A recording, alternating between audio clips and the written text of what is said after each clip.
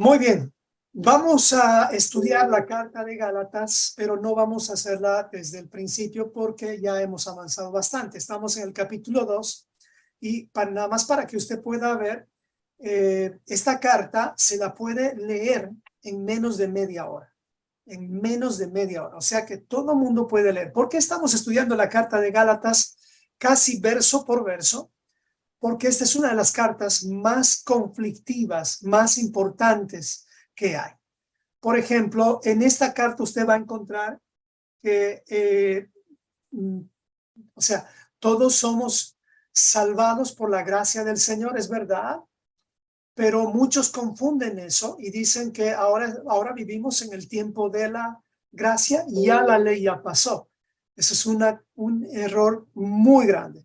Cosas como esas, que son prácticamente lo que más hemos aprendido de muchos teólogos a quienes respetamos, pero cuando ya tuercen las escrituras, tenemos que reaccionar en amor y en humildad para corregir todo eso de nuestras vidas. Así que les recomiendo que estudien la carta a los Gálatas.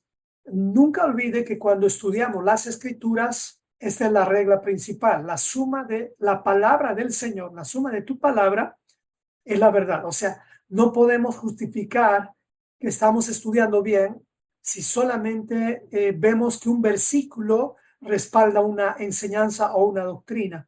Necesitamos confirmar que ese pasaje o versículo tenga un sustento también en otros pasajes de la Escritura.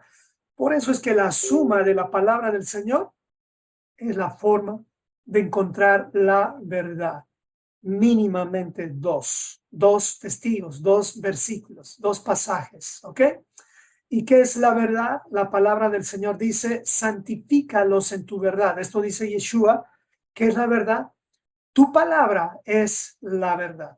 ¿Cuál es el significado de tu palabra? Es simplemente los primeros 5 libros de la Biblia. Ahí está la palabra de Dios dictada. Todos los 66 libros, claro que es una inspiración de Dios, la cual la dio a los profetas y a muchos más, dentro de ellos como 40 diferentes personas que escribieron los 66 libros de las escrituras. Habían más, pero Esdras lo que hizo fue escoger estos libros, especialmente del Antiguo Testamento me refiero, para definir cuál iba a ser el canon del Antiguo Testamento, mal llamado así, pero es Tanaj. Y también después de que Yeshua se fue, después del 115, alrededor del año 200, vamos a decir, se seleccionó los 27 libros del Nuevo Testamento. Todo esto es una obra milagrosa de nuestro Señor. Queremos decir con esto que los 66 libros es la suma de la palabra del Señor. O sea, la suma de la palabra del Señor. El fundamento de esta suma es los primeros 5 libros de la Biblia. Todo edificio tiene un fundamento y en este caso la palabra de Dios, los 66 libros, tienen su fundamento en la Torah o el Pentateuco, si tú quieres llamarle así. Bueno, la carta de Gálatas, puede sacarle una foto a esto para los que están por primera vez nada más. Aquí están varios aspectos básicos de la carta. Voy a ir avanzando rápido y estos son los 7 puntos que vamos a avanzar de toda la carta. Una carta de 6 capítulos que la puedes leer en media hora, nos va a llevar 7 sesiones. Hoy estamos en la 5ª sesión, así que no nos falta mucho, pero voy a hacer un repaso así como estoy haciendo, muy rápido. Habíamos hablado de la identidad de los Gálatas. ¿Quiénes son los Gálatas? Su contexto. Y hemos llegado a la conclusión de que los Gálatas, recuerde bien esto, no eran simplemente cualquier tipo de personas. Gálatas representa a los dispersos, o sea, ahí estaban las 10 tribus, ahí estaban las ovejas perdidas de la casa de Israel. O sea, no era cualquier tipo de persona. Por eso cuando leemos la carta a los Gálatas, no es para todos. La carta a los Gálatas es para las personas que ya están bien definidas en el camino y que entienden qué es la Torá. Porque cuando tú no entiendes qué es la Torá, esta carta va a traerte confusión. Por eso tenemos que entender muy claramente, ya no podemos ser niños fluctuantes. Si tú ya conoces al Señor, y perdóname que sea muy confrontativo en esto, si tú ya conoces al Señor, tú dices que eres un creyente en el Señor, por lo menos un año, y ni siquiera has leído, escúchame bien esto, la carta de Gálatas, no te estoy diciendo toda la Biblia, si ni siquiera has leído la carta de Gálatas, yo lo único que te puedo decir que cualquier persona te va a confundir, cualquier doctrina te va a confundir. Ahora, no se asuste, para eso estamos en las reuniones, para que aprendamos, yo soy el primero en aprender, cuál es la verdad, no solamente de la carta de Gálatas, sino de toda la escritura. Y aquí va la siguiente pregunta confrontativa. Si tú eres un creyente de al menos un año, mínimamente ya debiste haber escuchado o leído la Biblia entera por lo menos una vez en este año, si es tu primer año. Si ya eres un creyente que tiene más de 2, 3, 4 años, pues cada año mínimamente una vez deberías haber escuchado o leído la escritura.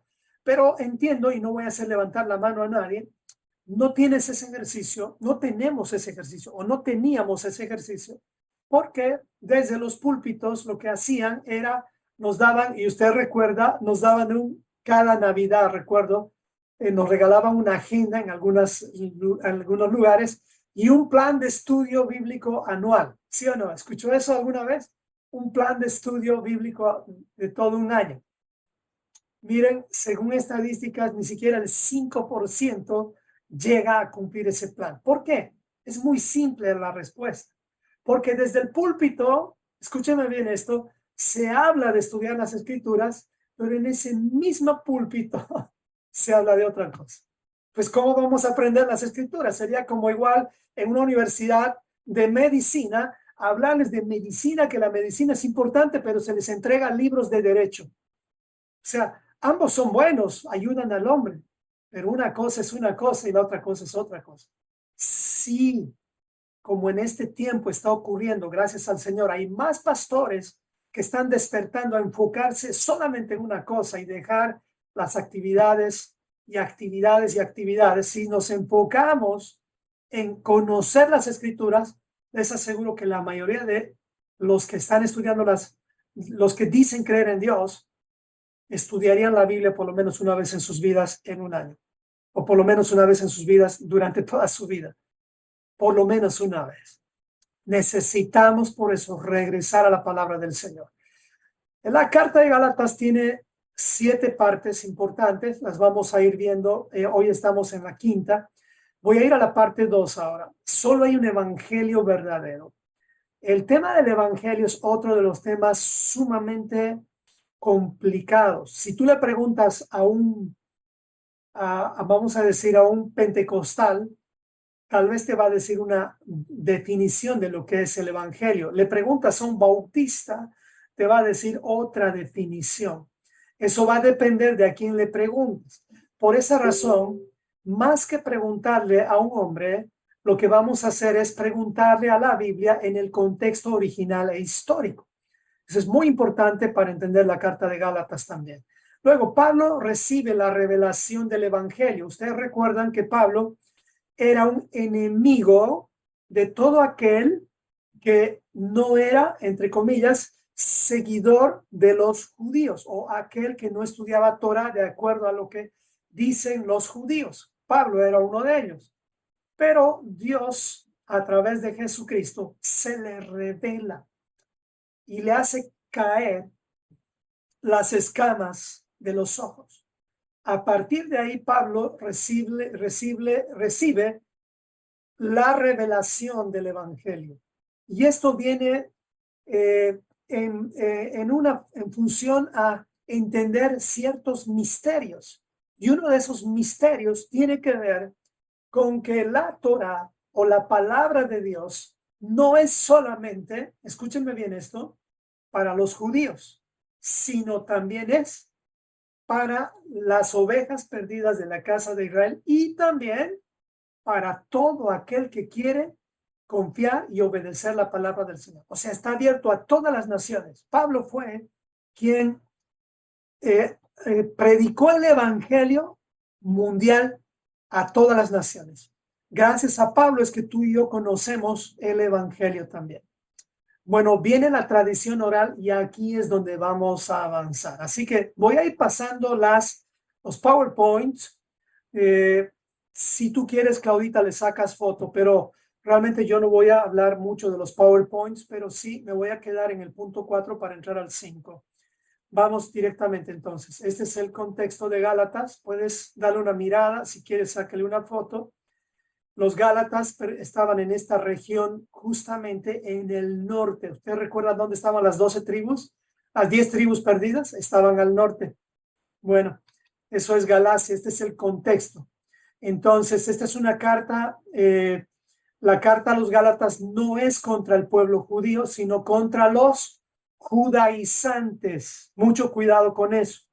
No es contra los judíos, sino contra los judaizantes.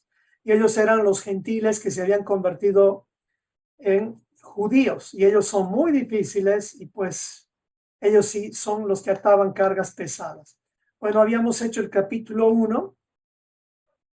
Oh, perdóname. Un segundo. A mí me desapareció la pantalla, pero usted creo que lo ve, ¿no? Bueno. Aquí nos habla de la identidad de los Gálatas. Como les dije, ellos son los de la dispersión que estaban en Galacia, Capadocia, Asia y Bitinia. Ya lo hemos hablado. Ellos son las ovejas perdidas de la casa de Israel, por las cuales vino Jesucristo. Punto 2, hay un solo evangelio, no hay dos. Cualquier otro evangelio, cualquier otra forma de predicar la palabra del Señor que elimine, reemplace o modifique la Torá, o sea, el Pentateuco, ese es otro evangelio. Y como dice 1 Juan 3, 4 al 6, todo aquel que comete pecado infringe también la ley, pues el pecado es infracción de la ley, o sea, la Torá, la instrucción de Dios. Y sabéis que Él apareció para quitar nuestros pecados. No hay pecado en Él, no hay pecado en Él. Dice, todo aquel que permanece en Él no peca, todo aquel que peca no le ha visto ni le ha conocido. Si nosotros conocemos lo que es el pecado, vamos a entender lo que es el verdadero evangelio, porque el verdadero evangelio no elimina la instrucción de Dios, sino más bien es una parte del evangelio, es justamente la instrucción de Dios. Este es un cuadrito de lo que es el pecado, ya lo habíamos explicado varias veces. Nada más sáquele una foto porque no lo voy a explicar hoy. Ahí está completito, puedes sacar una foto, este es importante. Muy bien, vamos a la siguiente. Y así dijimos el punto 2, solo hay un evangelio verdadero. Y para concluir, ¿qué es el evangelio? Pues el evangelio se resume en dos cosas y lo voy a poner en la imagen siguiente. Aquí está.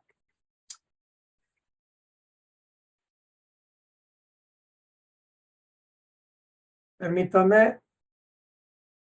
Solo hay un evangelio diferente, entonces solo hay un evangelio verdadero. El evangelio se compone de dos cosas. Eso no está aquí, no lo puedo encontrar, pero el evangelio es las buenas noticias de Cristo, es decir, el testimonio de Cristo, más guardar los mandamientos del Señor. El evangelio completo tiene ese mensaje. Nos trae las buenas noticias de que ahora Cristo es la esperanza de gloria, Cristo es el camino, Cristo es lo que necesitamos, pero no se termina ahí. La parte que complementa si verdaderamente Cristo es tu Salvador es que Cristo sea tu Señor. ¿Y cómo va a ser tu Señor si no le obedecemos en sus mandamientos, en los mandamientos? Por lo tanto, estoy pasando rápido, perdónenme porque no quiero detenerme en esta parte, pero nada más estoy haciendo esto por las personas nuevas. Ok, vamos a entrar a esta parte ahora. Cuando Pablo dijo claramente, o sea, él se atrevió a decretar una maldición muy grande cuando dijo que cualquier otro evangelio sea anatema. Está diciendo algo muy fuerte ahí. Cualquier otro evangelio sea maldito. Y eso se basa en Deuteronomio 27:10. O sea, si tú has recibido un evangelio diferente, aquel que habla de que Jesucristo es el Salvador y el Señor, aquel que habla de que hay que guardar el testimonio de Jesucristo y guardar los mandamientos de Dios, si es un evangelio diferente a ese, si es un evangelio que solamente te dice que tienes que, no tienes que hacer nada, escúchame bien esto, para tu santificación, ahí estás en un evangelio diferente. Para la salvación, no tienes que hacer en absoluto nada, ninguna obra. Entiéndase bien esto. Para la salvación, no puedes hacer ninguna obra. La Torá no ha sido, el objetivo de la Torá no ha sido enviada para que tú y yo seamos salvos. No, la Torá es como un tutor, como un maestro que nos ayuda a entender el camino a la salvación y a la santificación, porque la Torá revela a Yeshua, él es la salvación, pero la Torá también nos revela cómo podemos ser santificados como Dios es santo, nosotros también. Y esa parte ya no es gratuita, solamente la gracia, la salvación es gratis o es un regalo, pero la santificación es prácticamente lo que dijo Yeshua: cualquiera que quiera ser mi discípulo, tome su cruz y sígame. O sea, tienes que pagar con tu propia vida para santificarte. Dios te santifica, es verdad, pero tú también tienes que hacer tu parte. No puedes decir simplemente Dios me santifica y yo estoy con las manos como simplemente orando. No, no, no. Tú tienes que estudiar las escrituras porque ahí se te va a revelar la verdad. Por lo tanto, tenemos que tener cuidado. ¿Y por qué es que Pablo decretó una maldición tan fuerte? Por protegerte a ti, a mí y a nuestros hijos. Dice Deuteronomio 27:10. Oirás pues la voz de Yahweh tu Dios, o sea, del Señor tu Dios, y cumplirás sus mandamientos y sus estatutos que yo te ordeno hoy. Aquí viene la parte dura, la parte de la maldición. Dice Deuteronomio 28:15. Pero acontecerá, si no oyeres la voz del Señor tu Dios para procurar cumplir todos sus mandamientos y sus estatutos que yo te intimo hoy, que vendrán sobre ti todas estas maldiciones y te alcanzarán. Si tú de pronto eres alguien que está viviendo experiencias como de depresión, de frustración, de ansiedades, hasta de persecución, o que tus sueños son realmente terribles y no puedes ni descansar, pues es simplemente porque no tienes la paz de Dios. Esa paz que solamente Él te puede dar. Y esa paz viene a causa de, no te lo voy a poder leer ahora, pero puedes leer tú Deuteronomio capítulo 28, del versículo 1 al 14. Ahí está la respuesta para todos aquellos que están sufriendo depresiones, persecuciones, sueños malos. Ahí está toda la respuesta. Porque más adelante el versículo 15 te dice qué es lo que sucede con alguien que no está viviendo un evangelio bíblico. Y dice más adelante, Deuteronomio 27, maldito, dice, el que no confirmare las palabras de esta ley para hacerlas. Y lamentablemente ahí todos tenemos que decir, así sea como Dios manda. Porque Él es el que manda, no nosotros, ni nadie más. Bueno, en la parte del resumen estamos en la parte 3. Ahora, vamos a entrar a la parte de la revelación del evangelio verdadero, que es justamente lo que a Pablo le abrió los ojos, lo que a Pablo le ayudó a ver aquello que ni tú ni yo podemos ver a causa de las tradiciones de los hombres o de la religión. La religión no te ayuda, hermano amado, préstame atención a esto. La religión no te va a ayudar a conocer a Dios. La religión cualquiera que sea, mesiánica, raíces hebreas, judaísmo, protestantismo, catolicismo, todas las religiones no te van a ayudar a ver al verdadero Dios. Cada religión va a crear una imagen de Dios de acuerdo a sus conocimientos. Por ejemplo, para un católico Dios es de una forma, para un protestante es Dios de otra forma, y así sucesivamente va variando. Por lo tanto, la religión no te va a ayudar. Si tú quieres la revelación verdadera de Dios, como debe ser, ahí es otra cosa. Necesitamos sacar de nuestras vidas todos los dogmas y tradiciones que nos ha metido especialmente la religión romana. La religión romana especialmente, porque la religión romana tiene una base muy importante y es eliminar los mandamientos de Dios, eliminar las festividades bíblicas y eliminar la santidad de Dios. Por eso es que el primer hombre del catolicismo se le dice el Santo Padre, el Santo Padre. Y eso es una aberración. Entonces, yo sigo con el repaso. No todas las imágenes que estoy mostrando siguen a lo que yo estoy tratando de explicarles. Estoy tratando de hacer un resumen muy rápido. Ahora, Pablo, cuando él recibió la apertura de sus ojos, no es que él ya entendió todo, hermanos, y él era alguien que dominaba la Torá.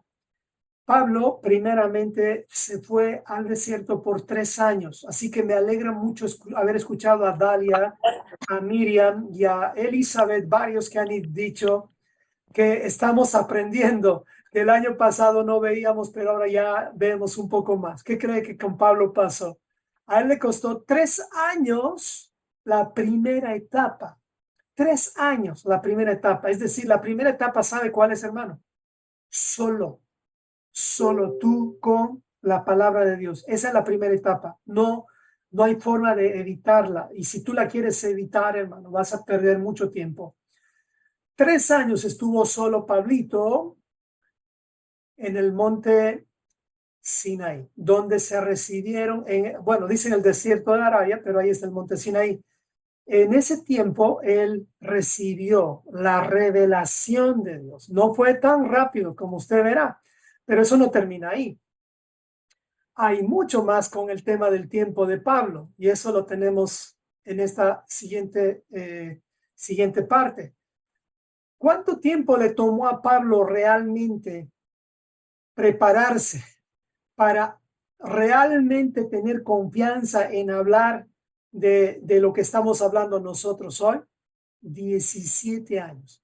3 años se pasó solito, pero después, pasados 14 años, él ya estaba con los apóstoles. O sea, ya estaba con Pedro, ya estaba con todos los apóstoles entrenándose. O sea, si Pablo necesitó tanto tiempo, pues obviamente recuerde bien esto. Pablo no tenía la cantidad de Biblias que tú y yo tenemos. Pablo no tenía TikTok, no tenía WhatsApp, no tenía toda la ayuda que tenemos nosotros, porque de verdad, ahora estaba viendo a través de un TikTok de una muchacha que enseña justamente principios bíblicos hermosísimos en un TikTok. Tú puedes usar el TikTok para bien o para mal, pero en un minuto explicar todo eso. No había esa ayuda con Pablo. Pablo, para moverse de un lugar a otro, no había aviones. Claro que le tomó a él 17 años, pero a nosotros nos tiene que tomar menos tiempo, amados hermanos, menos tiempo. ¿Sabe qué es lo único que puede retardar nuestro crecimiento espiritual? Tiene que ver con 2 cosas. Nuestro crecimiento espiritual se retarda, número 1, porque nuestras prioridades no están en orden. Número 1, nuestras prioridades. Si primero para ti no es Dios y primero para ti es tu casa, pues tu Dios es tu casa. Si primero para ti es tu trabajo, pues tu Dios es tu trabajo y no es Dios, el Dios de Israel. Si esa prioridad no está en orden, mira, hermano, te va a tardar muchos más años. Número dos, ¿qué es lo que hace que no crezcas, que no crezcamos? El número dos se llama la flojera, la pereza. Ese es el otro problema, la falta de disciplina. Hermanos amados, no se puede ser discípulo de Cristo y hacer que la flojera gobierne nuestras vidas. No puedes. O sea, no eres un discípulo en ese sentido. O sea, ya no estamos en un tiempo en el cual que vamos a decir que, bueno, puedes ser discípulo a la manera que tú quieras. Pues sí, es verdad, puedes hacerlo, pero no te puedes llamar discípulo de Cristo. Aunque claro, puedes poner en tu carro un sticker que diga aquí hay un discípulo de Cristo.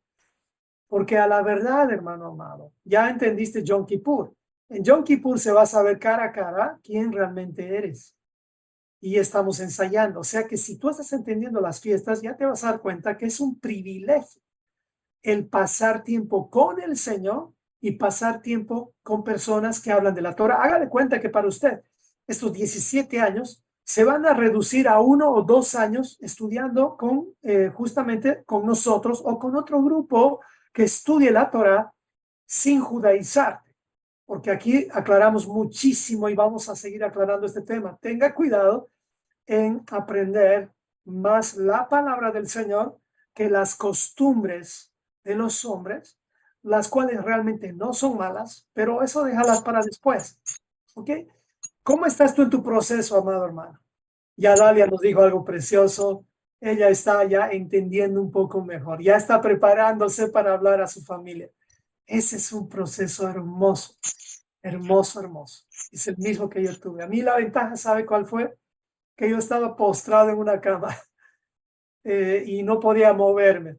Y Dios ahí me tuvo estudiando, porque la verdad que no había otra opción.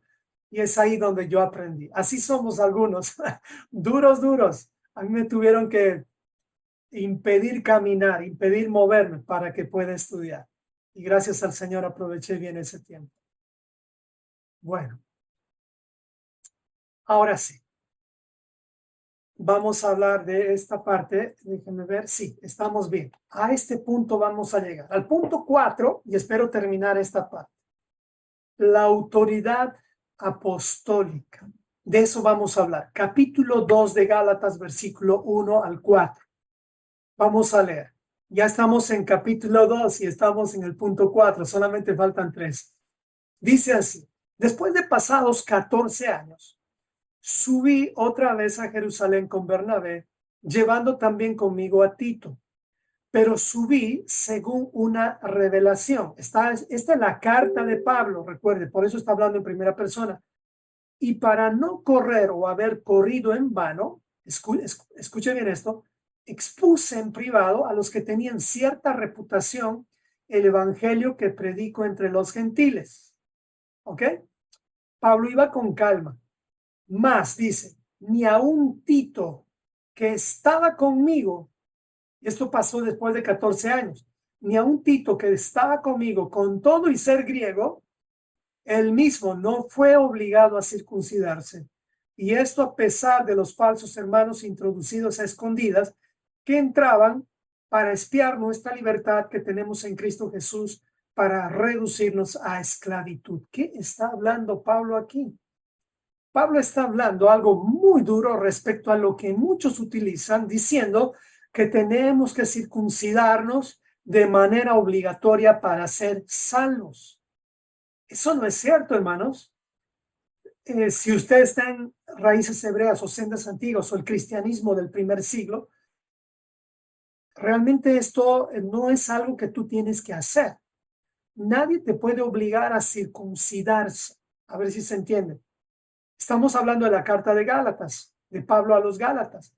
Habían algunos hermanos, especialmente los judaizantes, o sea, aquellos que se convirtieron, eran gentiles, pero se convirtieron, que empezaron a presionar a los recién convertidos a circuncidarse. Era como ponerles una carga difícil. Y justamente estos hermanos, según lo que habla Hechos 15, llegaron a un nivel tal que sabe que había en las sinagogas, solamente había mujeres, la mayor parte eran mujeres, unos pocos hombres, nuevos, me refiero a los nuevos, por causa de que circuncidarse no es algo, especialmente en ese tiempo, no es algo tan fácil. En ese tiempo tu vida estaba en peligro si te circuncidabas, imagínense una infección. Así que, ¿quiénes son estos falsos hermanos que Pablo a quienes Pablo los está acusando de falsos? Son aquellos que obligan a circuncidarse. Son esos hermanos que lamentablemente no están entendiendo que el camino es un proceso. Por eso me gustó, hay un comentario que alguien puso, esto es hay esperanza. Alguien puso un comentario hace un momentito que lo leí, no me acuerdo quién. Hay esperanza. ¿Por qué? Porque esto es un proceso. No podemos poner a nadie, escuche bien esto, ni siquiera la imposición del Shabbat. No podemos imponer a nadie que guarde el Shabbat. ¿Por qué? Porque esto también es un proceso. Obviamente, escúchame bien, a no ser que estés en tu casa. Ok, aquí cambia la cosa. Si tú estás en tu casa, tú eres el dueño de tu casa, bueno, ahí las cosas cambian. Pues con amor tienes que decir a tus hijos que el día de Shabbat, ese día no se trabaja, ese día no se compra, etcétera. Pero no lo vas a hacer de un día para otro. Te va a tomar un año, 2 años, tal vez más. Pero hermano, usted no se quede como el profeta Elí, sino sea como el profeta Samuel. Hay una diferencia. A ambos les salieron mal los hijos. Claro que sí. Pero uno fue complaciente y el otro no. O sea, si vamos a ser padres con hijos malos, pues está bien, pero no seamos padres complacientes. Seamos padres que no van a acomodarse a la desobediencia de ninguno de nuestros hijos, sino vamos a exhortar en amor. ¿Me explico? Entonces, en tu casa, si tú eres el que paga la luz, paga el agua, ya entiendes lo que es el Shabbat, pues empieza a decirles a tu familia, pues por favor, el día sábado, el Shabbat, tengamos una cena, están bienvenidos todos. Hágalo con amor, le va a tomar tiempo. No es que desde ahora esta casa guarda Shabbat. No es así tampoco. Es un proceso de amor, un proceso. Puede tomar años. Pero bueno, en este tema de Gálatas, no voy a entrar más profundo porque la verdad me va a tomar mucho tiempo la carta de Gálatas si voy más. Nada más recuerde una cosa. Nadie que está estudiando las sendas antiguas sanamente te puede obligar a circuncidarse. Nadie. No debería hacerlo. Sí, lo mínimo que te pueden decir que tienes que hacer son 4 cosas. Y estas 4 cosas están en Hechos capítulo 15. ¿Ok? Y a ver si alguien recuerda las 4 cosas que ya le hemos hablado varias veces. A ver, ¿quién se anima? ¿Quién recuerda cuáles son las 4 cosas que tenemos que empezar en Hechos 15? Los primeros 4 pasitos de bebé que deberíamos tenerlo bien claramente. A ver, ¿quién se anima? Vamos con... A ver. ¿Quién se anima? Yo sé que Noemí sabe, pero no le quiero... A ver, vamos con... Yaquita Arandia, vamos con Yaquita Arandia y después Yuri Varela. Dígame uno, cualquiera de las dos. A ver, vamos a pedir a alguien más. A Roberto Chuquinia, uno. Escríbalo en el chat, mejor, escríbalo en el chat. Cualquiera de las 4, vamos a decir, los 4 mandamientos básicos para toda persona que está aprendiendo a estudiar la Biblia, de acuerdo a los apóstoles, de acuerdo al primer concilio. A ver, ¿alguien se anima? Era la comida, ¿no? Sí, tiene que ver con la comida, pero a ver, está bien, vamos a decir que es la comida. ¿Qué más? Para que cuando prendas, Miriam, puedes ponerle mute al otro que estás grabando. O si es que estás grabando, tienes 2. Mute, ponle a cualquiera de los 2 y perfecto. A ver, ¿qué dice Jackie Arandia? ¿Te acuerdas de alguna, hermanita? 4 pasitos de bebé que dice Hechos capítulo 15. Yuri Varela, tampoco. Ahí me estoy acordando un ratito. A ver, yo te hago acordar, te hago acordar. ¿Tú comes morcilla, hermanita? No, para nada. Entonces, ese es uno. Ok. Es No decir, comer sangre. ¿Por qué? Porque la vida está en la sangre. O sea, nosotros no somos cavernícolas. No nos comemos los unos a los otros. Respetamos la vida. Sangre. O sea, no comer sangre. Número dos, lo que dijo Ángel tiene que ver con los alimentos. No Carne comer ahogada, eso, ahogado. Animales. ahogado, animales, sí. Animales maltratados. Animales. O sea, tú no seas partícipe de eso. Y aquí está grave el asunto. ¿Me Y el explico? adulterio. Adulterio número 3. Y falta uno. Y mandamiento Ídolos, ídolos, ídolos, pastor. ídolos. ídolos. Miren, es así de fácil, hermanos amados. Si queremos empezar a caminar en el camino, hagamos estas 4 cosas, por lo menos. Aprendamos a comer bien, o sea, a comer bíblicamente, eso te está diciendo. Número 2, dejemos de comer sangre. ¿Por qué? Porque si ya estamos adorando al Señor de la vida, y les habla alguien que me encantaba la morcilla, yo era un morcillero de primera, hermanos amados. No saben cuánto me gustaba la morcilla. Y además boliviana. Allá venden la morcilla en todos los colores, sabores y tamaños. Pero wow, no sabía hasta que aprendí. Ya no vuelvo a comer más la sangre. Es más, lavo muy bien ahora la carne cuando nos toca cocinar. Pero igual va a haber alguito, pero no quiere decir que tú eres alguien que hace eso a propósito. Número 2 es entonces no comer animales que, o sea, no ser partícipe de dañar a los animalitos, si tú quieres. Creo que eso es fácil para empezar, ¿sí? Número 3, fornicación. Seamos fieles. ¿Cómo podemos decir que somos fieles a Dios si no somos fieles a nuestro cónyuge? ¿Cómo? O sea, aquí ya tenemos que ser muy claros. Y número 4, idolatría. Aquí está, lo pusieron. Estimo que no se deben imponerse restricciones innecesarias a los que no siendo judíos se convierten a Dios, pero ha de indicárseles por escrito que se abstengan de contaminarse con los ídolos, con toda clase de inmoralidad sexual, o sea, fornicación, de alimentarse de sangre y de comer animales ahogados. Son 4 cosas. Hermano, esto lo tienes que saber recontra de memoria. ¿Por qué razón? Porque son los pasos básicos. Y hay uno más que está más adelante, serían 5. No sé si Geraldine puedes leer del 21 adelante. Yo te digo dónde paras. Sí, está bien, pastor. Del 21 adelante dice, porque en estas mismas ciudades hay desde hace ya mucho tiempo quienes leen y proclaman la ley de Moisés en las sinagogas todos los Shabbats. Entonces los apóstoles...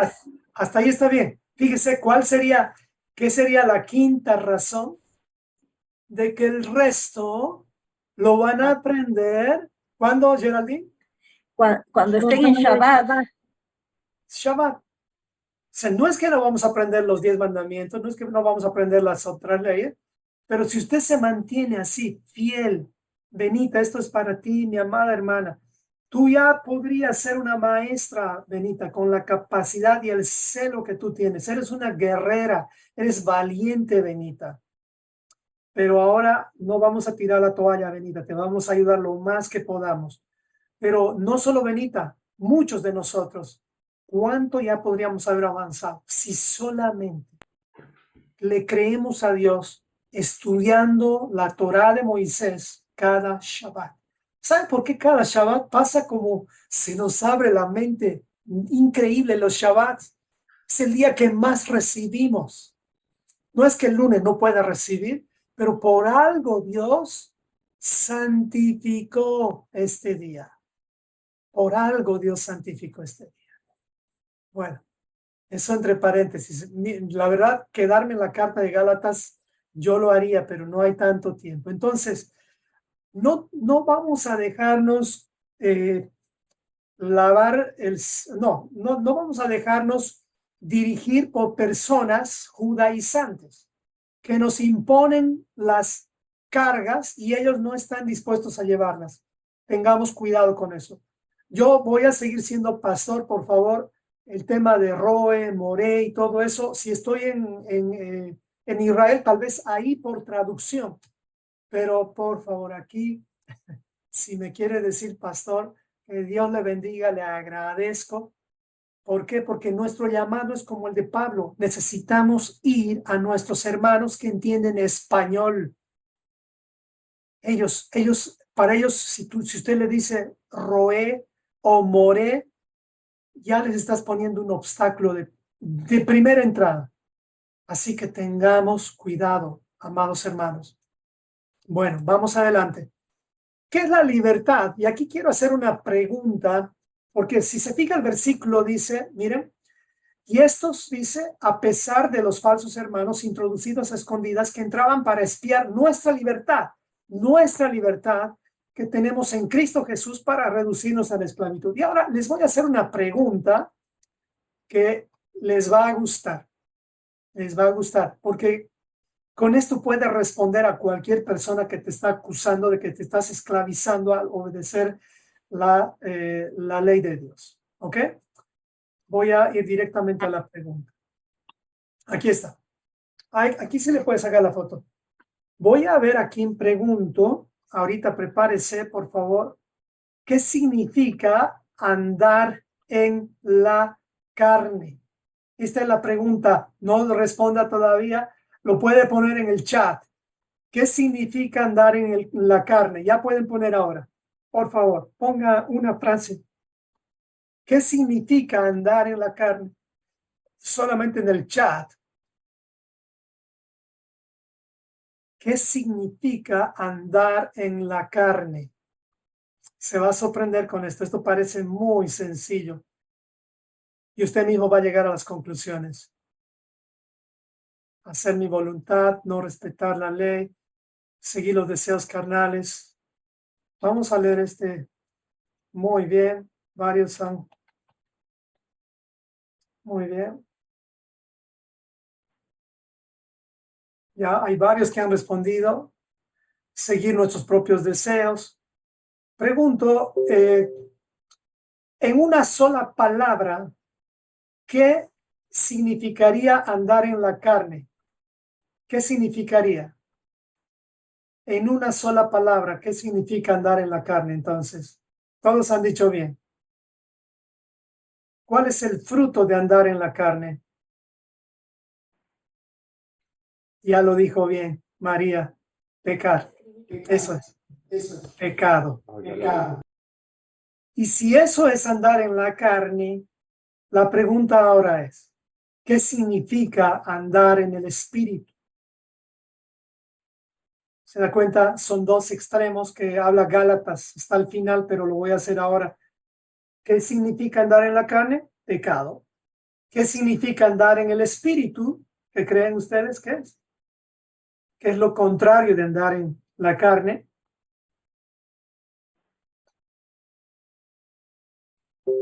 Muy bien, cumplir con el diseño, el plan. Pero si lo hacemos más sencillo, si significa andar en la carne, quiere decir pecar. ¿Qué significa andar en el espíritu? Significará no pecar. No sé si se entiende. ¿Estamos bien? O sea, el asunto es sencillo, no es complicado. Yo sé que pueden poner muchas cosas, pero vamos a hacerlo bien fácil, bien fácil. Andar en la carne es pecado. Dice la Biblia, porque el fruto de la carne es tal, tal, tal, tal, tal, tal, y todo eso es pecado. ¿Estamos bien? ¿Y qué significará entonces andar en el espíritu? Hágale esta pregunta a cualquier persona que le está acusando de que usted está obedeciendo los mandamientos y todo eso. Pregúntele, ¿qué significa andar en la carne? Le van a decir que es pecado. La mayoría le dice eso. ¿Y qué significa andar en el espíritu? No pecar. Pero la pregunta es ahora, y pues entonces, si andar en la carne significa pecado o practicar el pecado, ¿qué es el pecado? Pues pecado es transgredir la ley que Dios dio a Moisés. ¿Estamos bien, familia? Entonces, si esto es andar en la carne, o sea, es transgredir la ley de Dios como algunos lo pusieron, o pecar o practicar el pecado, pues entonces andar en el espíritu significa no pecar, o sea, andar por la vida practicando lo que no es pecado. ¿Y qué no es pecado de acuerdo a la definición? Si pecado es transgredir la ley que Dios dio a Moisés, no pecar, ¿qué sería entonces? Pues sería aprender a no transgredir la ley que Dios dio a Moisés. No sé si se entiende. Está facilísimo, lo puse bien sencillo. Yo sé que podemos ir hablando de esto de muchas formas. Ahora, póngase a pensar, hermanos. Andar en la carne es andar en pecado. Andar en el espíritu es andar sin pecar. Pecado es transgredir la ley de Dios. Por lo tanto, andar en el espíritu es caminar en la Torah.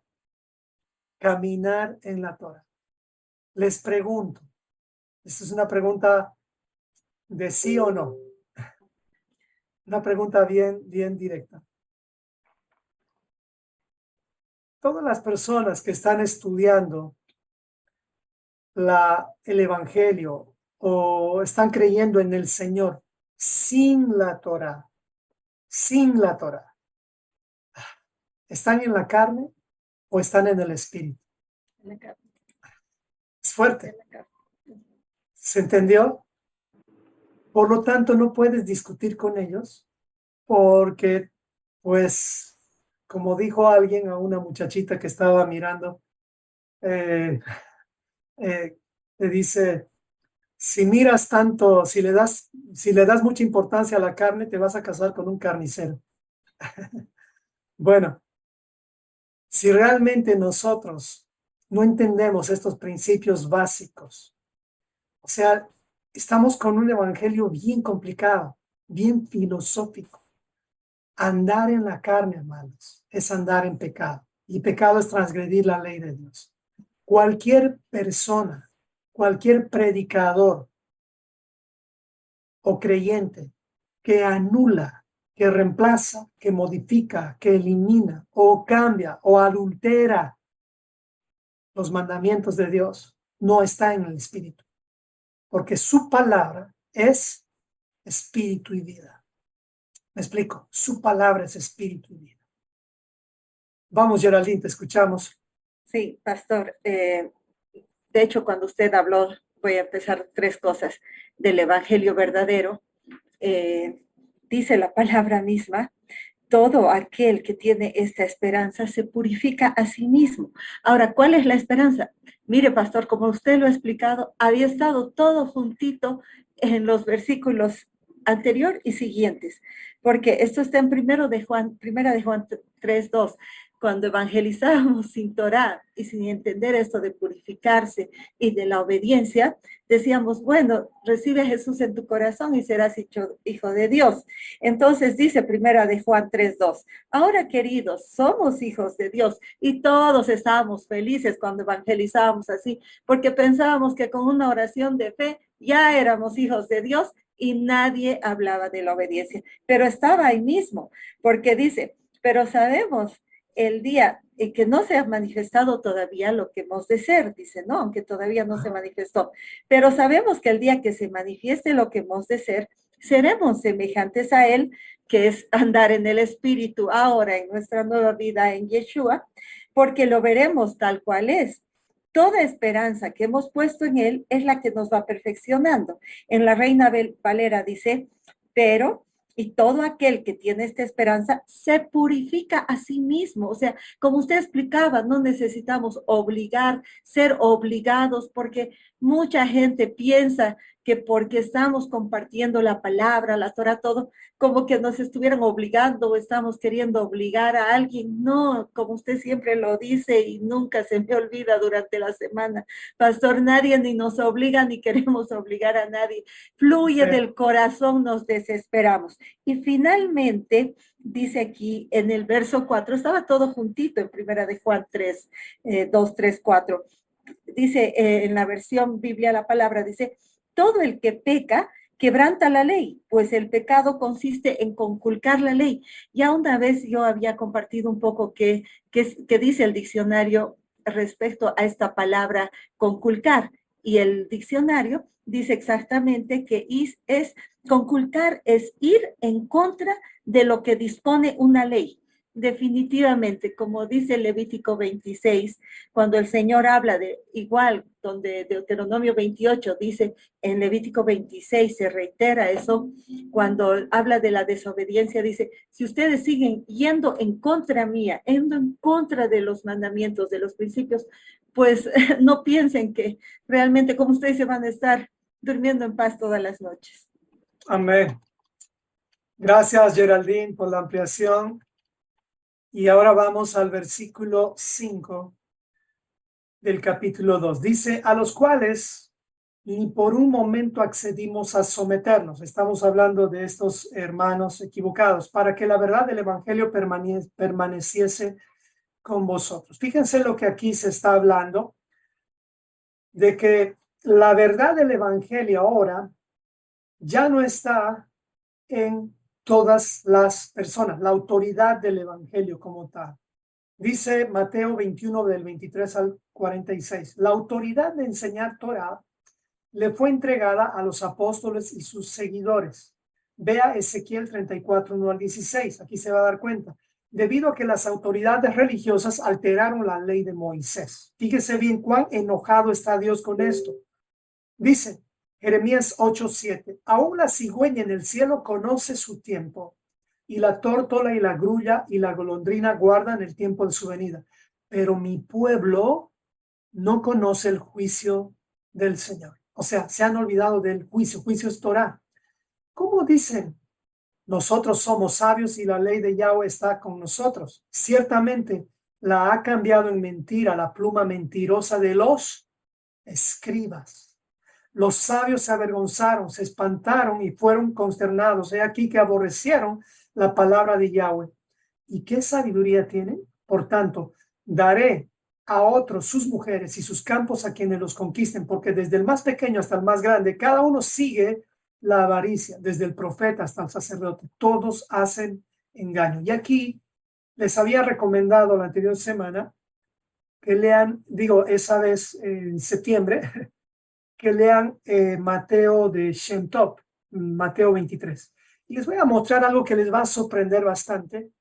¿Cómo es que se lee el Nuevo Testamento en una traducción hebrea? Mateo de Shem Tov. Shem Tov era un rabino de los tremendos, o sea, un rabino que tradujo, que tiene una copia justamente de Mateo en hebreo. Pues justamente eso es lo que debería haber sucedido con los demás libros, pero no están en manos nuestras porque han desaparecido, porque estaban en materiales muy frágiles, ¿no?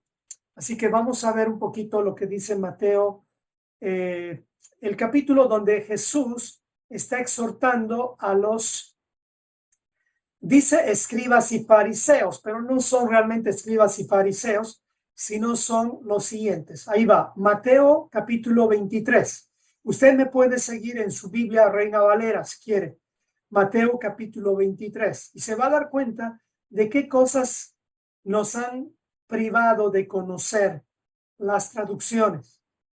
Escuchemos esto bien. Dice así, Mateo 23, capítulo 23, versículo 1. Entonces, Yehoshua habló al pueblo y a sus discípulos, o sea, Yeshua habló al pueblo y a sus discípulos diciendo, sobre el quisé de Moshe se sientan los purishim y los jajamim. Ok, esto es justamente la cátedra de Moisés, es quisé de Moisés, y los purishim y los jajamim se refieren a los estudiosos de la Torah y los sabios. En su versión dice, y los escribas y fariseos. Bueno, no solamente eran ellos, sino todo aquel que estudiaba la Torá.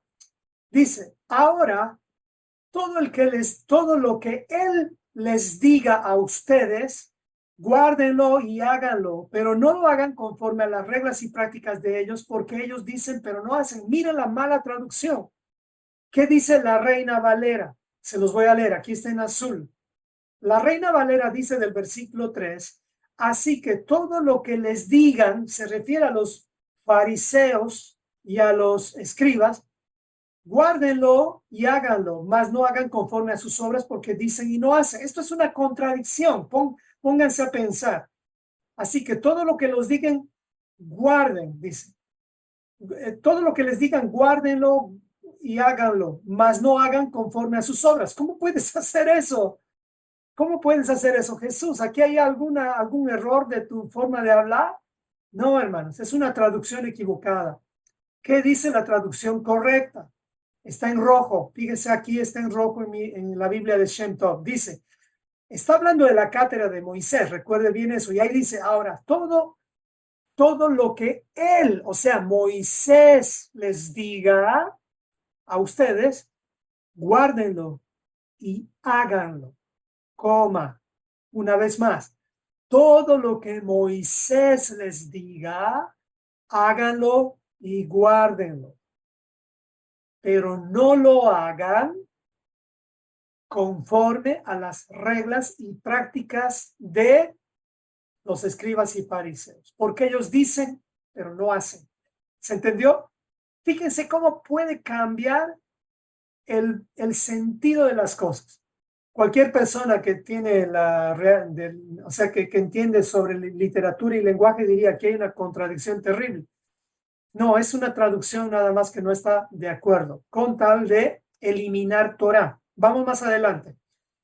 Versículo 4, en la parte negra. Interpretan y dan grandes cargas a los hombros del ser humano. Que no pueden llevar, que incluso ellos ni siquiera con sus dedos desean mover. Todas sus prácticas las hacen solo por apariencia. Visten ropas costosas y tzitzits largos. ¿Conocen estos tzitzits? Ya. No se preocupe tanto, escúcheme bien, de mostrar su tzitzit, sino preocúpese más. Aparte de tener un tzitzit, yo tengo aquí uno, usted lo puede ver, tengo aquí uno, aquí tengo otro también, aquí. No se preocupe tanto de mostrar tzitzits, preocúpese más de guardar mandamientos de Dios. Porque los tzitzits, uno de los propósitos del tzitzit, es justamente que no nos olvidemos de los mandamientos. Dice, versículo 6, aman estar reclinados del primer lugar en las salas de los banquetes y estar sentados en primer lugar en las sinagogas. Al postrarse en las calles y ser llamados rabanim, o sea, rabino, moreo, roé, pero ustedes no deseen ser llamados así. Uno es vuestro rab y todos ustedes son hermanos. No llamen a nadie sobre la tierra. O sea, ab quiere decir, es un ab o rabino, es mi grande o mi maestro. A nadie le digas eso en la tierra, porque uno es vuestro maestro y es el Mesías. El mayor entre ustedes les servirá. Quien se exalte a sí mismo será humillado, pero quien se humille será exaltado. Siguiente versículo, vamos a leer todo el capítulo. Dice, fíjense el 13, ¿lo tienen ustedes el 13? A ver, voy a pedir a alguien Geraldine, si tú tienes el 13, léemelo, el 13 y el 14. Ya, yo tengo en las dos versiones, estoy con la Biblia, la palabra, lo voy a leer ahí.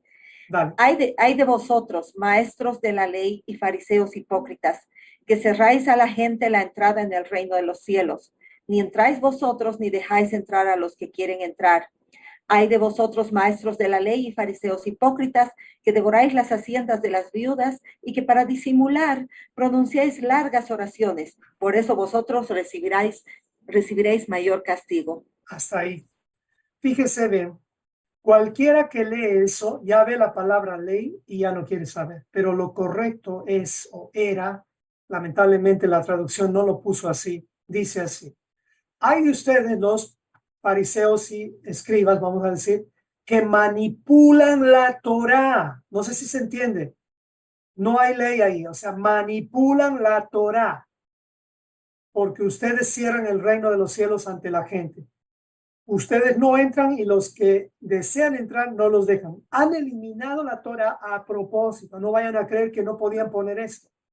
Dice, hay de ustedes los purísimos y los jajamín que manipulan la Torá nuevamente.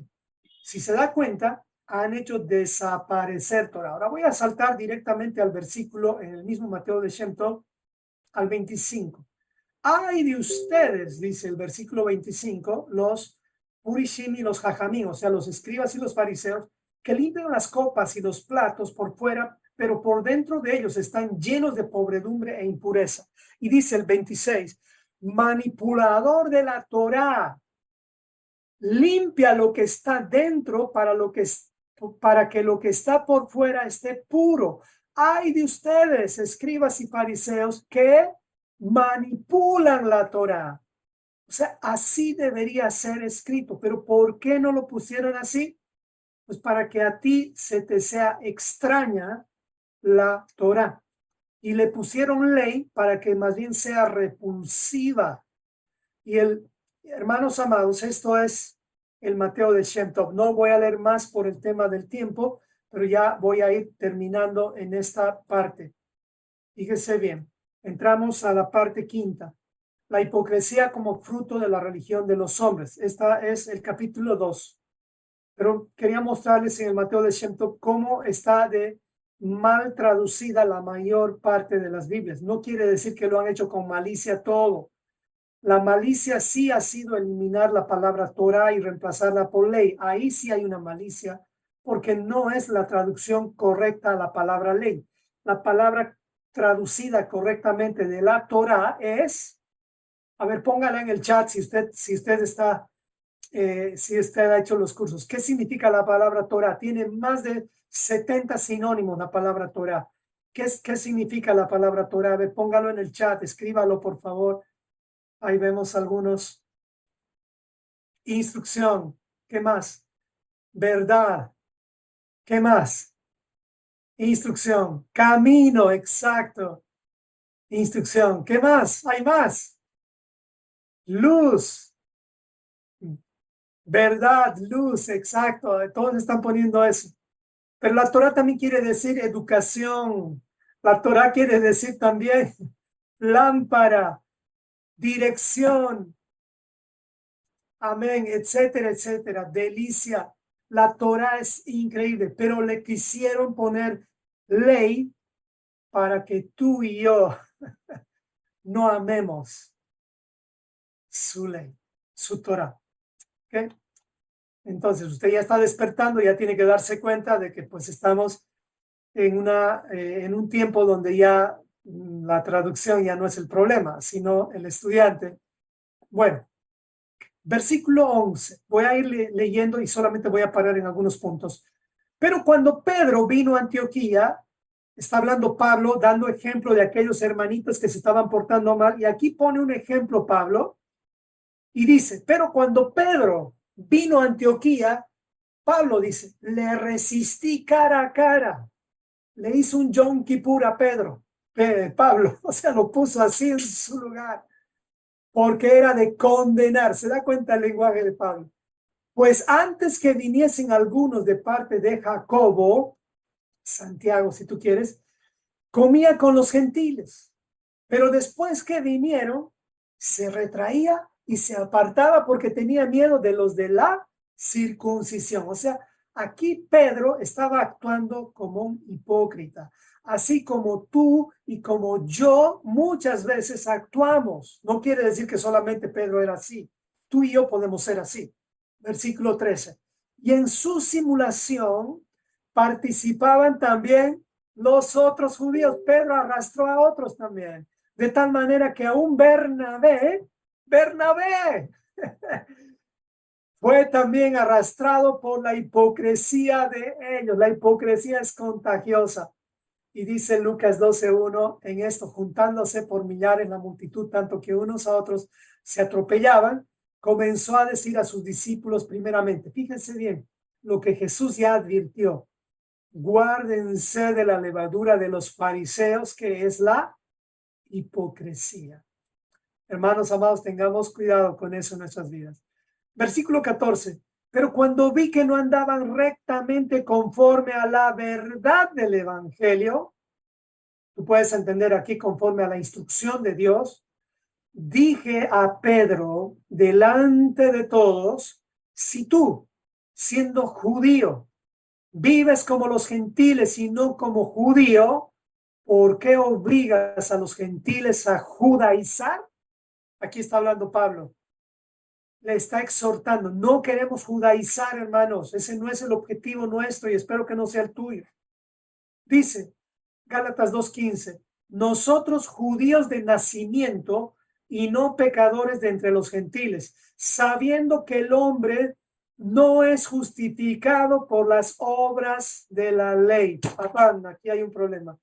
¿Qué son las obras de la ley? Ya tienes que preguntarte, la mayoría de los pastores, desde John MacArthur, lamentablemente, y hasta otros pastores que yo respeto, no saben explicar qué son las obras de la ley. Tal vez ya ahora, pero no hay un espíritu correcto en eso. Sino por la fe de Jesucristo. ¿Qué es la fe de Jesucristo? ¿Qué son las obras de la ley? Si la fe de Jesucristo, ¿a qué era fiel Jesucristo? Pues a la Torá, dice, ni una jota ni una tilde pasada de la ley. Pero entonces, ¿qué son las obras de la ley?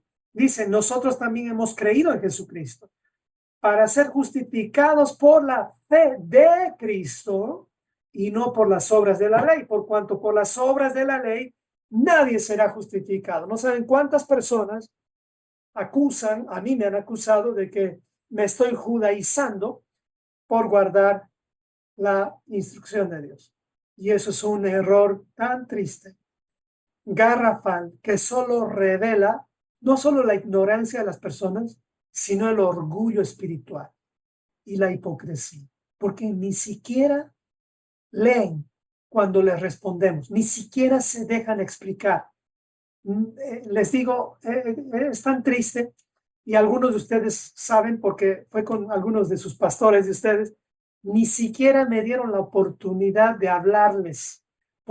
Les pedí 2 horas, denme 2 horas. No, han pensado que tengo lepra, no querían ni hablar conmigo. ¿Me explico? ¿Por qué? No es nada contra mí, hermanos, no es nada contra mí. Es contra el espíritu de Roma que se levanta, esa potestad que se levanta contra el mismo Dios. No es contra ti, no es contra mí. Yo no me ofendo cuando alguien me insulta o me dice judaizante, no, más bien me da mucha pena. Y no quiero provocar a nadie, pero sí voy a responder con la verdad. Ahora, fíjese bien qué son las obras de la ley. Y he puesto un monito ahí para que entendamos qué dicen los teólogos. Según los teólogos, la ley, las obras de la ley, ¿qué será? ¿Sabe qué dicen los teólogos? Para ellos las obras de la ley se refiere a la ley de Moisés. Qué error más grande. Y puse el monito porque para que nunca se le olvide el mismo error que de las personas que dicen que venimos del mono, a ese grado está este error. A ese grado. Un grado tal que es el orgullo del ateo que no le deja ver la hermosa creación. Un orgullo tan grande de muchos que no quieren reconocer que la Biblia no se contradice, porque sería una contradicción decir que nadie es justificado por la ley de Moisés y que todos somos, que nadie es justificado por la ley de Moisés y que Jesucristo fue fiel a la ley de Moisés. O sea, ¿cómo es el asunto? Entonces Jesucristo no fue justificado. Es un asunto que tiene que ver mucho con la humildad, más que con discutir. Más que con discutir. Bueno, le muestro un poquito el tema de las obras de la ley. Tampoco podemos culpar a ningún pastor directamente, porque a partir del año 1948 recién se descubrió los manuscritos del Qumran, y dentro de esos manuscritos del Qumran se encontró vamos a decir, un papiro que tenía justamente un contenido que no era un libro de Moisés, no era el libro, ninguno de los libros de la Biblia, era diferente. A esto se le llama justamente las obras de la ley. Las obras de la ley. ¿Qué son las obras de la ley? Esto lo hemos hecho en el curso básico. Realmente era imposible hasta el año 48, pero sabe que tampoco se lo publicó en el año 1949. No. Se publicó 37 años después. Estamos hablando de más o menos el año 1970, 69, 70, justo cuando yo nací. Ahí es donde ya se empezó a publicar este material. 1994, esto es una revista del 1994, donde ya se sabía muy claramente qué son las obras de la ley, especialmente en los institutos, vamos a decir, en los niveles de estudio responsables de la Biblia. ¿Ok? Estas son las obras de la ley. Este es el manuscrito que nos revela que se refiere a dogmas o leyes orales, leyes de los hombres. Acá hay un ejemplo, se los voy a poner. Acá está el ejemplo, perdónenme. Este es el ejemplo. Aquí tiene un ejemplo. Esta es una recopilación de leyes o prácticas, según la tradición sefardí. Ellos tienen una ley oral, pero el problema es este, lo voy a leer. Según Shulchan Aruch del Rabín Yosef Karo, este es el Shulchan Aruch, esto se lo hizo en España en el año 1488-1575. Este libro, que es un resumen de la manera que un judío debe vivir, dice en la página 9 al 20 que Moisés recibió la Torah escrita, así como su interpretación. Eso no es cierto, la cual transmitió de manera verbal. A eso le llaman Torah oral, a la interpretación de la ley de Moisés. Dicen que Dios le dio eso a Moisés, y eso no es cierto. Y luego Moisés le dio a su discípulo Josué. Josué se la transmitió a Pinjas, o sea, Finés, y a los jueces que le siguieron hasta llegar al profeta Samuel. Y de allí todos los profetas que le sucedieron hasta llegar al sacerdote Esdras, quien fundó la asamblea de 120 eruditos, que después sería reemplazada por el Sanedrín, una asamblea de 71 miembros que permaneció hasta la época de Jesús y posteriormente hasta la destrucción del templo de Jerusalén. Un rabino llamado Yohanan ben Zakkai, discípulo de Hillel, fundó un centro rabínico de Yavne para perpetuar el estudio de la Torah oral, la cual quedó finalmente compilada y escrita en los escritos del Talmud alrededor del quinto siglo después de Cristo. Esto no es cierto, pero tampoco es malo. Ok, preste atención. No es cierto que esto es como ellos dicen, porque en realidad la ley oral, que es con lo que se judaiza, y aquí viene el concepto de qué es judaizar, no se refiere a guardar la Torah de Moisés, sino a guardar los mandamientos o leyes orales creados por los hombres, como el Shulchan Aruch. Es como que, vamos a decir, un padre de familia tiene sus normas de casa y las escribe.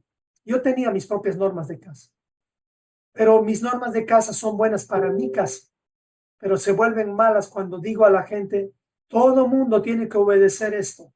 No, eso no se puede hacer así. Ese fue el error de muchos judíos, pero también hay una explicación buena. ¿Por qué lo hicieron? No lo hicieron por confundirte a ti o a mí, hermanos. Los judaizantes son los que hicieron eso. Pero en esencia, los judíos que han sido el pueblo o la nación más perseguida de toda la historia, ni los afroamericanos han sido tan perseguidos, lo hicieron porque la vida les enseñó que deben tratar de cuidarse, de no salirse de la ley de Dios, de la instrucción de Dios. Por eso pusieron muchas leyes orales. Hubieron escuelas, pero era para protegerse. Lo malo fue que ya los judaizantes, o sea, esos gentiles que se convirtieron, empezaron a poner cargas muy fuertes. Y sabe qué, hermano, tristemente, lo mismo está pasando en nuestros tiempos. Están apareciendo un montón de jueces o maestros que están enseñando raíces hebreas.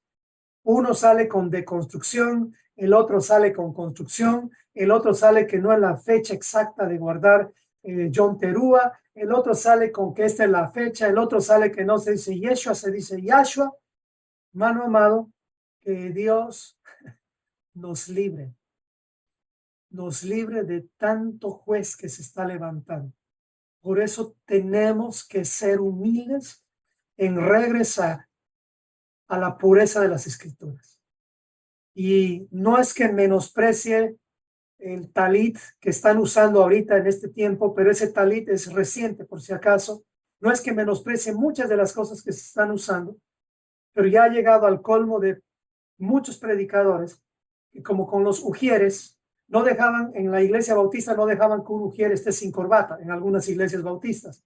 En otras iglesias no dejan que las mujeres estén ni siquiera en las ofrendas. Qué horrible esas reglas. Ahora hay algunas iglesias, entre comillas, de raíces hebreas, que dicen que cuando uno predica tiene que estar cubierto con el talit, si no, el poder de Dios o la unción de Dios no se manifiesta a través de ese hombre. Perdónenme que eso ya es el colmo. Ya es el colmo. ¿Me explico?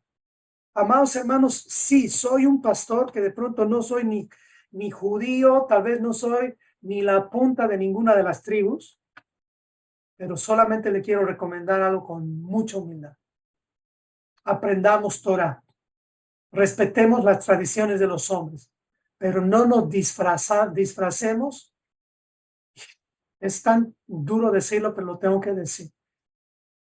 Hay latinos que se hacen más judíos que un shawarma, pero son más latinos que un taco mexicano. ¿Me explico? O sea, ya tiene que haber un alto en esto.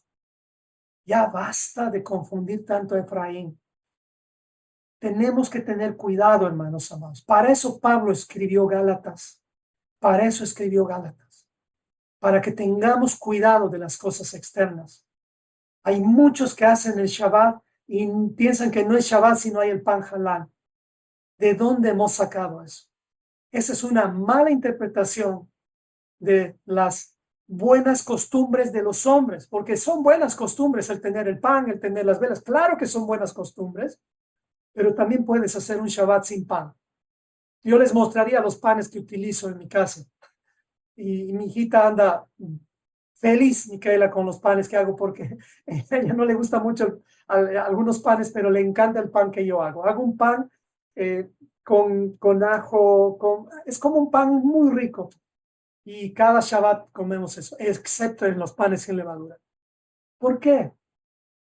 Porque nos hemos dado cuenta lo peligroso que es dejar que poquito a poquito entre el tema de las tradiciones de los hombres, que no son malas. Pero, amado hermano, si aún Pablo estaba corrigiendo a Pedro, hermanos amados, cuidémonos nosotros mismos. Hay una misión bien clara de Jesús y es alcanzar a Efraín. ¿Sabe quién es Efraín? Efraín son todos nuestros hermanos católicos, protestantes, entre ellos mormones, testigos de Jehová, adventistas, etcétera, etcétera. Todos ellos son Efraín. ¿Y quiénes son los que no son Efraín? Son los extranjeros, los musulmanes, aquellos que son budistas tal vez el día de hoy, contra todos ellos. O digo, hacia todos ellos, mejor dicho, tenemos que alcanzar. ¿Cómo les vamos a alcanzar si estamos más preocupados con las tradiciones de los hombres? Con hablar hebreo cada frase que decimos. ¿Cómo? Y yo doy gracias al Señor que me permitió hablar con unos pastores hace unos días. Y ellos dijeron que nunca habían escuchado hablar a alguien de la Torá así con tanta sencillez. Y no lo digo por gloriarme. Lo digo en humildad porque, amados hermanos, esta comunidad, específicamente esta comunidad, es para traer equilibrio.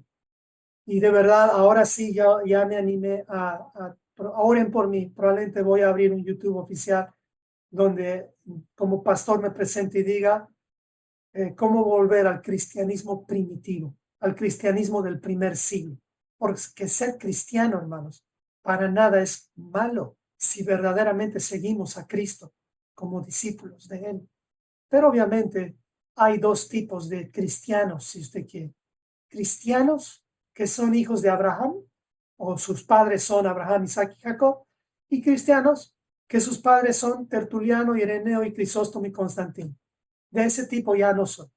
Ahí no soy, ni quiero ser, ni se lo deseo a nadie. Pero sí, cristiano, seguidor de Yeshua y conectado a los padres de la fe, Abraham, Isaac y Jacob, sí. De eso trata la carta de los Gálatas. Amados hermanos, hasta aquí vamos a llegar y pues, perdónenme si a momentos soy un poco como que se me salen algunas cosas. Se me salen los machos cabríos. Perdónenme. Pero bueno, oremos. Oremos. Amado Señor, te quiero dar gracias por este día. Y gracias, Señor, porque tú estás despertando a tantos pastores, Señor, que así como varios de sus hermanos que me confesaron que realmente ya no aguantaban ver tanto disfrazado, Señor, de judío. Ayúdanos, Señor, a entregar tu Torah más que nuestras costumbres y tradiciones, a celebrar tus festividades, Señor, y guardar tu Torah, guardar los Shabbats, lo más bíblicamente posibles, sin criticar, sin juzgar, sin creernos más y mejor que nadie por causa de haberlo hecho con pan o sin velas o con pan o con velas, o sin haber recitado las oraciones en hebreo. Ayúdanos, Señor, a poder ser realmente como pescadores, no como cazadores. Pescadores, Señor, con un corazón para alcanzar a nuestras familias. Y especialmente, Señor, a aquellos por los cuales tú has venido, a las ovejas perdidas de la casa de Israel, que están metidos en el refugio, tratando de proteger a sus familias, tratando de proteger a sus hijos. Pero gracias a tu verdad, gracias a tu luz, muchos están despertando. Y perdona a aquellos hermanos guerreros que se han levantado, pero con una bandera de atalayas que más nos trae confusión que luz. Ayúdales, Señor, a volver al camino. Gracias, amado Padre, en nombre de Yeshua. Amén y amén.